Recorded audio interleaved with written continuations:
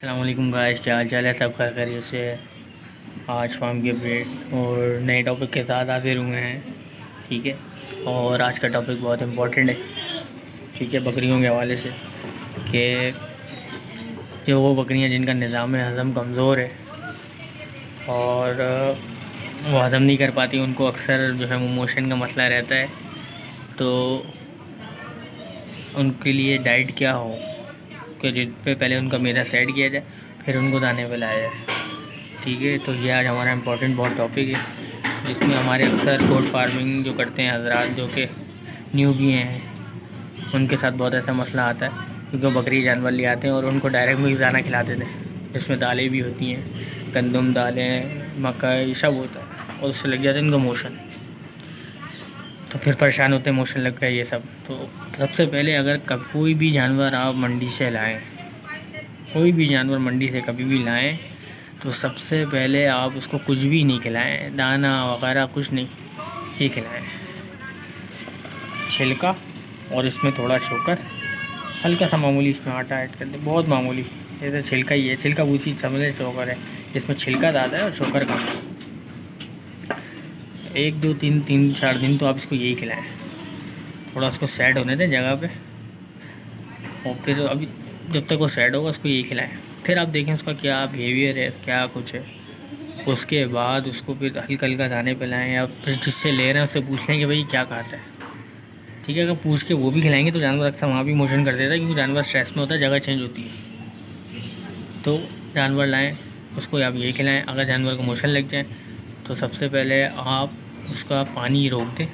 ठीक है, पानी नहीं दें उसको, और सूखी घास दें उसको। अगर वो खा रहा है सूखी घास दें, या केले 1 2 खिला दें उसको।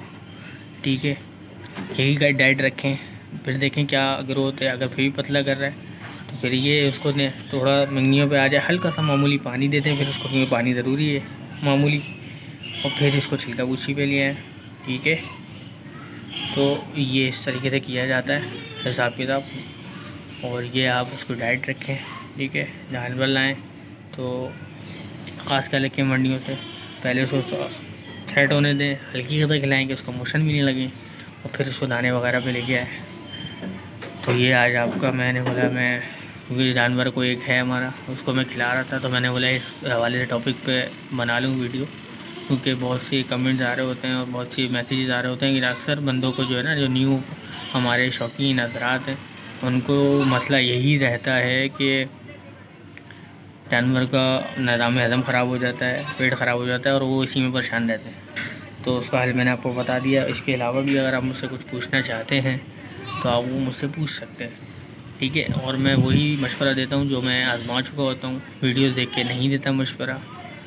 ठीक है ना, तो आप कर सकते हैं। बाकी हर किसी का अपना अलग अलग होता है हिसाब किताब, लेकिन ये वो चीज़ें होती हैं जो नॉर्मल होती हैं सबके लिए, ये कर लेंगे तो वो फिर बेहतरी हो ही जाती है।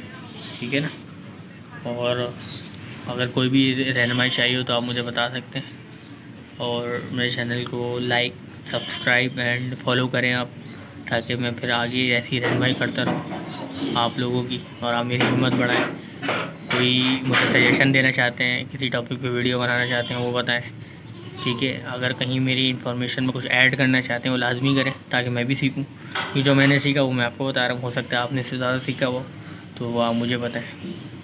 और अब तक के लिए इतना ही गाइस, मेरे चैनल को लाइक एंड सब्सक्राइब करें। थैंक यू, अल्लाह हाफिज़।